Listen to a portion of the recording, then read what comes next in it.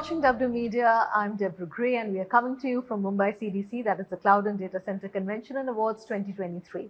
Joining me now is a special guest, Mr. Meenu Singhal from Socomec. Thank you so much for joining us, sir. Sir, could you begin by sharing with us your overview of how you've seen the Indian cloud and data center industry grow and evolve over the years?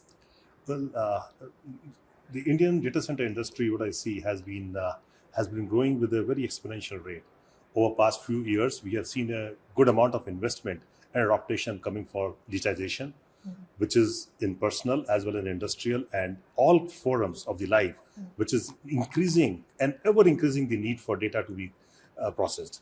So if I'm not wrong, maybe because everyone has a different opinion about it, but the way the data center market is growing should be not less than 25 to 30% year over year, although everyone has a different opinion about it. But I still feel this is the minimum growth rate of data centers in the country. It may be more, may not be less. So, but in order to maintain and manage that growth, it is important to focus on infrastructure. And you're, of course, your organization is a major player in power infrastructure. How would you define a truly resilient and reliable power distribution and delivery system? This is the core of any system to work effectively and efficiently. And reliability is absolutely one of the key aspects which we are really focusing about. One, making a product which is robust. Second, also giving an architecture with our engineering, which creates a room for redundancy, which is very quick and very fast.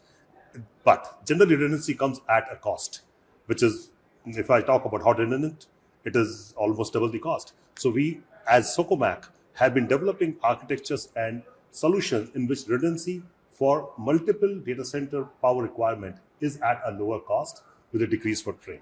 So that's where we are really contributing to the sustainability as well as resiliency for the data centers.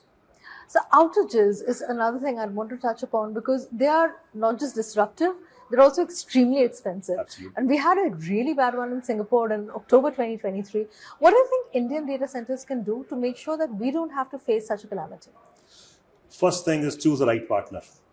That's very important. And when you choose the right partner, you have to see what kind of experience and what kind of product understanding they have.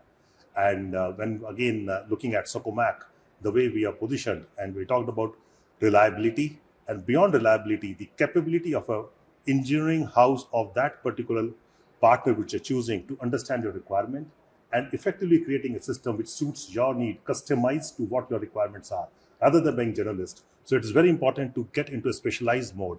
And when we look into the specialization, you heard Deepak was talking about from Socomec about the cache redundancy architecture. So we have to embrace the changes of the architecture to choose and to get the best of the reliability, efficiency, and the smaller footprint using the right architectures. So that is what we always recommend to. But reliability also depends on the level of knowledge and expertise of the people involved. Yeah. And what we are experiencing across the board is a sort of a skills gap. What is your assessment of the skills gap? Where do you think we need to invest more? Who do you think we need to train? When do you think we need to catch them? Do you think we need to catch them in college? Because it's clear, you know, we have a lot of engineering colleges and science colleges, but nobody really trains you for a data center job. Leave alone data center, first of all, I appreciate and agree that we need to catch them young. Young means from the college. So today the biggest gap is between the academic and the industry. We are training people, we are making them learn the theoretical part, but when it comes to application, we strongly miss the adaptability of those engineers who are upcoming to understand what applications can be. So yes, we have to catch them young from their college time. Industries like ours has to step up by adopting and inviting the young engineers as interns, where they can really get an exposure to the real-time applications where they can develop their expertise. Secondly, developing in-house incubation centers within the engineering college is the second thing which I would like to see. And we have to invest into it. If you don't do it, obviously this gap will continue to expand and will continue to build up. And third, even the people who are existing with us, they have a strong experience, but digitization is catching up. We can't get away with that experience of those experienced engineers. So we have to convert that experience into a repository and see that it can be used by the young engineers who are coming so that they don't have to go through the same cycle to get that experience, but can leverage the experience out of them. So it has to be a combination of efforts where people have to collaborate together, they work together, workshops have to be created, application knowledge has to be shared.